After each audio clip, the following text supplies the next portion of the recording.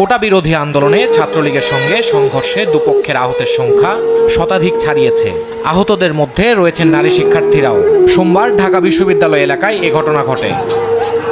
আহতদের তাৎক্ষণিক চিকিৎসার জন্য ঢাকা মেডিকেল কলেজ হাসপাতালে নেওয়া হয়।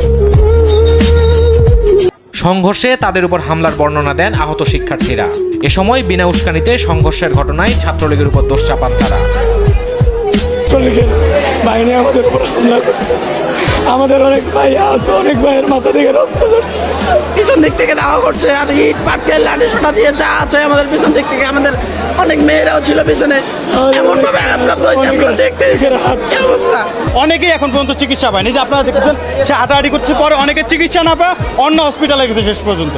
এই হলো পরিস্থিতি। আমাদেরকে ভয় দেখানোর জন্য, আন্দোলনটাকে ধামাচাপা দেওয়ার জন্য, দমন করার জন্য তারা খুবই পরিকল্পিতভাবে এই আন্দোলনটা করছে এবং ত্রাস সৃষ্টি করছে। আমরা রক্ত দিছি, আমরা প্রয়োজন হলে জীবন দিব, তারপর হলে আমরা আমাদের অধিকার আদায় করে ছাড়বো। এ ঘটনায় আহত হন ছাত্রলীগেরও কয়েকজন নেতাকর্মী। আমাদের প্রায় বিভিন্নভাবে ছোটোখাটো বড় সব কিছু মিলে প্রায় 10-15 জন নেতাকর্মী আহত হয়েছে।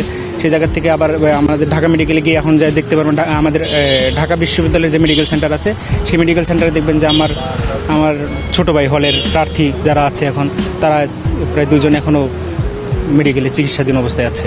সরকারি চাকরিতে কোটা সংস্কারের দাবিতে বেশ কিছুদিন ধরেই আন্দোলন করে আসছিল সাধারণ শিক্ষার্থীরা। ইফতেখার রেজা, দেশ টিভি, ঢাকা।